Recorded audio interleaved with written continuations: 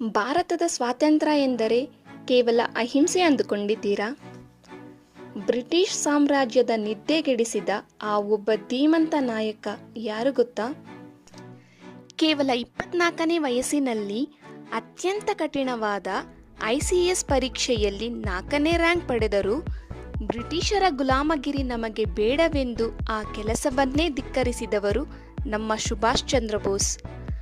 1941ರಲ್ಲಿ ಬ್ರಿಟಿಷರು ಇವರನ್ನು ಗೃಹ ಬಂಧನದಲ್ಲಿಟ್ಟಾಗ ಜಿಯಾವುದ್ದೀನ್ ಎಂಬ ಪಠಾಣ್ ವೇಷ ಧರಿಸಿ ಪೊಲೀಸರ ಕಣ್ಣೆದುರೇ ತಪ್ಪಿಸಿಕೊಂಡು ಹೋದ ಸಾಹಸ ಇಂದಿಗೂ ಒಂದು ರೋಚಕ ಕತೆ. ವಿದೇಶದಲ್ಲಿ ಆಜಾದ್ ಹಿಂದ್ ಫೌಜ್ ಕಟ್ಟಿ ಬ್ರಿಟಿಷರ ಮೇಲೆ ಯುದ್ಧ ಸಾರಿದರು. ಅಷ್ಟೇ ಅಲ್ಲ, ಮಹಿಳೆಯರಿಗಾಗಿ ಝಾನ್ಸಿ ರಾಣಿ ರೆಜಿಮೆಂಟ್ ಸ್ಥಾಪಿಸಿದ ಕ್ರಾಂತಿಕಾರಿ ನಾಯಕ ಇವರು. ಇವರ ಒಂದೇ ಒಂದು ಕರೆ, ನನಗೆ ರಕ್ತ ಕೊಡಿ, ನಾನು ನಿಮಗೆ ಸ್ವಾತಂತ್ರ್ಯ ನೀಡುತ್ತೇನೆ, ಇಡೀ ದೇಶದ ಯುವಶಕ್ತಿಯಲ್ಲಿ ಕಿಚ್ಚು ಹಚ್ಚಿತು. ಇಂದು ಪರಾಕ್ರಮ ದಿವಸ. ಅಂದು ಅವರು ಕಂಡ ಆಜಾದ್ ಭಾರತದಲ್ಲಿ ಇಂದು ನಾವು ಉಸಿರಾಡುತ್ತಿದ್ದೇವೆ. ಇಂತಹ ವೀರನಿಗೆ ಒಂದು ನಮನ ಸಲ್ಲಿಸೋಣ. ನೇತಾಜಿ ಅವರ ಈ ಶೌರ್ಯದ ಕತೆ ಪ್ರತಿಯೊಬ್ಬರಿಗೂ ತಲುಪಲಿ. ಜೈ ಹಿಂದ್.